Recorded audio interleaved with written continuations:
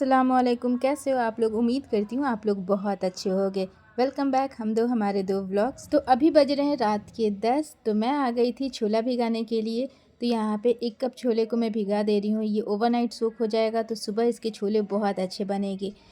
और सुबह जैसे ही मैं उठी तो मुझे एक न्यूज़ मिली कि मुझे कहीं जाना है। तो मैंने फटाफट से छोले बनाए और मैं निकल गई।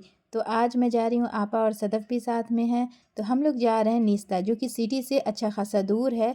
बाई कार लगा था लगभग 1 से सवा घंटा। तो फिर हम लोग आ गए निस्ता। और ये देखें, निस्ता का जो गांव है वो बहुत ही प्यारा था। तो यहाँ आने के बाद पहले जो काम था वो किया और सब कुछ जब निपट गया तो उसके बाद हम लोग निकल गए गाँव घूमने के लिए।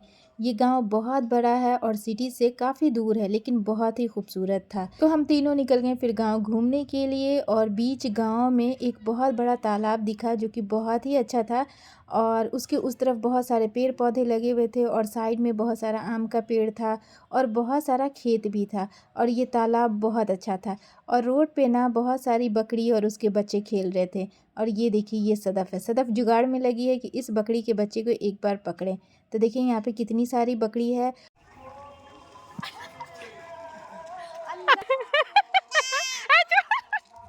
और सदफ़ ने जैसे ही बकरी के बच्चे को पकड़ा वो बहुत ज़ोर से चिल्लाने लगा। तो फिर उसने उसे प्यार करके और फिर वापस छोड़ दिया। इसके बाद निस्ता का सारा काम हो गया था और अब हम लोग वापस जा रहे हैं घर। तो निस्ता में लगभग 3 से 3.5 घंटे हम लोगों ने टाइम स्पेंड किया। बहुत ही अच्छा गाँव था और बहुत ही मज़ा आया। और रास्ते में बहुत बड़ा जाम लगा हुआ था। तो ये देखिए, वो जाम लगा हुआ है और बहुत लंबा जाम था।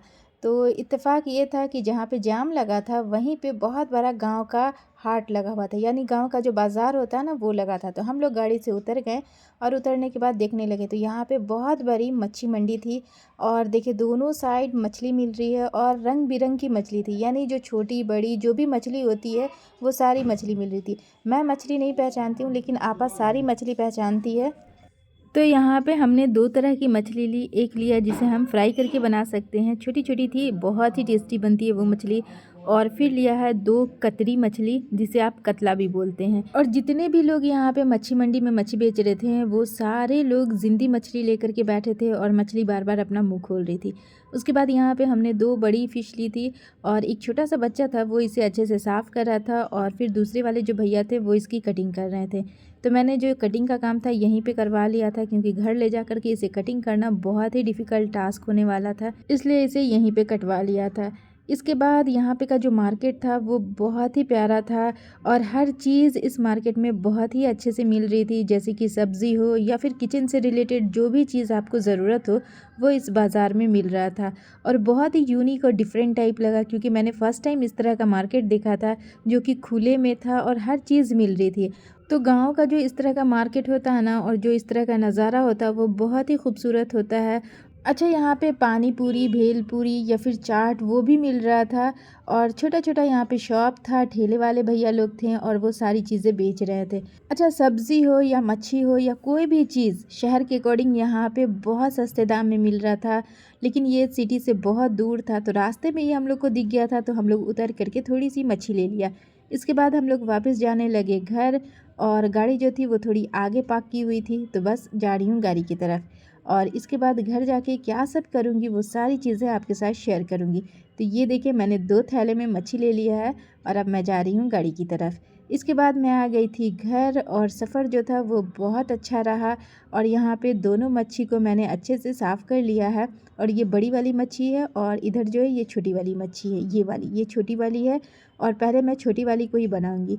तो यहाँ पे रात हो गई थी तो मैंने फटाफट से मच्छी को बनाई। अच्छा, इस मछली को ना बिना फ्राई किए ही बनाना रहता है। अच्छा, इस मछली को बनाने के लिए करछी का यूज़ नहीं करेंगे, बस कढ़ाई को इस तरह से शेक करते जाएंगे और चारों तरफ इसे रोटेट करेंगे और इस तरह से ये मछली कुक की जाती है।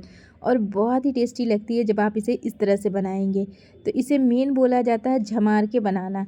तो ये हमने बना लिया था और मछली हमारी कंप्लीट हो गई थी। इसके बाद ना आज शाम से ही मेरा मन कर रहा था कुछ मीठा खाने का, लेकिन बहुत देर मैंने सोचा क्या बनाऊँ, हलवा बनाऊँ या कुछ और बनाऊँ। तो फिर मैंने सोचा कुछ ऐसा बनाऊँ जिसे मैं 1 हफ्ते तक रख कर के भी खा सकूँ।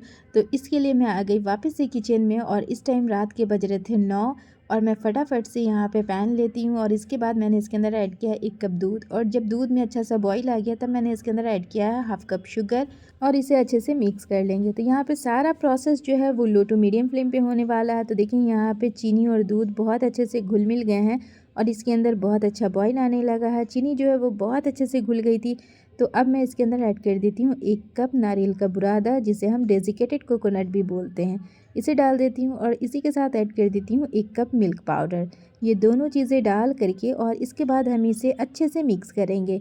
तो लो टू मीडियम फ्लेम पे इसे अच्छे से मिक्स करेंगे। तो बस 2 से 3 मिनट में ये सारी चीज़ें बहुत अच्छे से मिक्स हो जाती है। अच्छा, आप तो समझ ही गए होंगे कि मैं क्या बनाने वाली हूँ। तो मैं बनाने जा रही हूँ नारियल के लड्डू। तो आप इस तरह से नारियल के लड्डू बनाएंगे ना तो वो बहुत ही टेस्टी बनते हैं।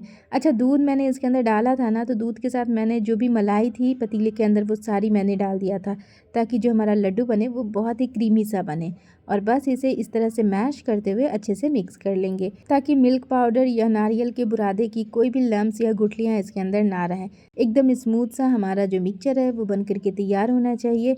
तो बस 2 से 3 मिनट इसे कंटिन्यू मिक्स करते हुए हम अच्छे से पका लेंगे। तो यहाँ पे ये बहुत अच्छे से कुक हो गया था और देखें जैसे जैसे ये कुक होता जा रहा था वैसे वैसे ये सिमटता जा रहा था।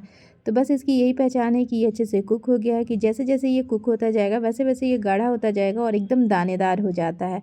तो बस इस टाइम पे मैंने गैस की फ्लेम को ऑफ़ कर दिया है और अब मैं निकाल लेती हूँ एक प्लेट के ऊपर, क्योंकि जब ये अच्छे से ठंडा हो जाएगा उसके बाद हम इसे लड्डू का शेप देंगे। अच्छा, नाश्ता से आने के बाद ना बहुत ज़्यादा थकान हो रही थी, लेकिन पता नहीं क्यों मेरा बहुत मन कर रहा था कि मैं लड्डू खाऊं। तो इसीलिए मैंने फटाफट से लड्डू बनाया। मन तो कर रहा था कुछ भी मीठा खाने का, लेकिन मैंने सोचा सबसे बेस्ट आइडिया रहेगा कि मैं इसके लड्डू बना लूं। अच्छा, जब मैं लड्डू बनाने आई तो मेरा कभी मन कर रहा था मैं इसकी पेड़ बना लेती हूँ, कभी मन कर रहा था इसके लड्डू बना ले रही हूँ। तो बार बार मैं इसके शेप को चेंज कर रही थी। इसके बाद यहाँ पर फटाफट से मैंने सारे लड्डू को बना करके रेडी कर लिया।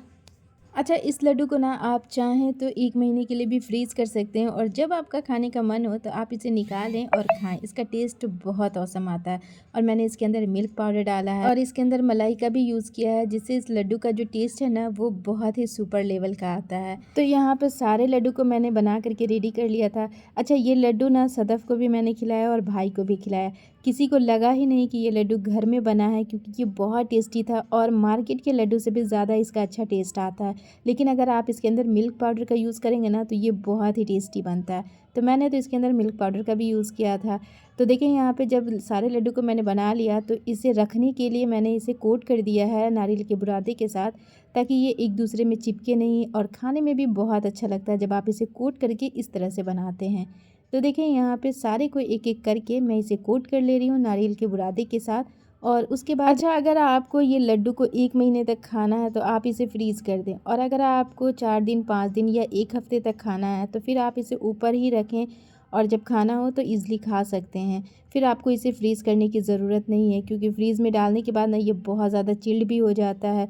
लेकिन अगर जल्दी ख़त्म करना है तो फिर आप इसे बाहर रखें, और अगर आपको देर से खाना है यानी कभी कभी खाना है तो फिर आप इसे फ्रीज़ कर दें। तो मैं इसे ऊपर ही रखूँगी, क्योंकि बस 2 से 4 दिन में मैं चाहती हूँ ये ख़त्म हो जाए, क्योंकि रमज़ान शरीफ स्टार्ट होने वाला है। रमज़ान में तो फिर ऐसी चीज़ें आदमी नहीं ही खा पाता।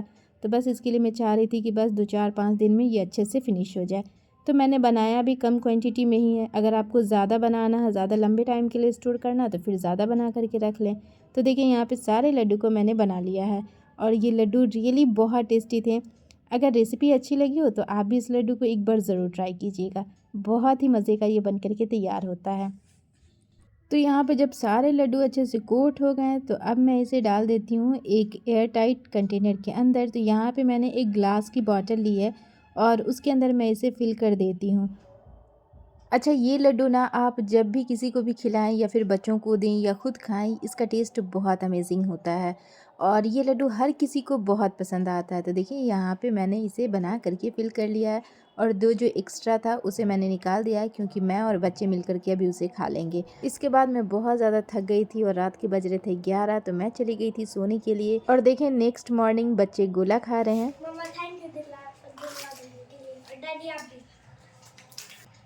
अच्छा है, बहुत टेस्टी।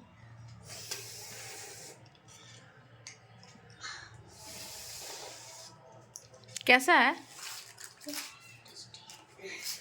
वो देखो। तो चलें फ्रेंड्स, मिलती हूँ आपसे नेक्स्ट वीडियो में, तब तक के लिए अल्लाह हाफिज़।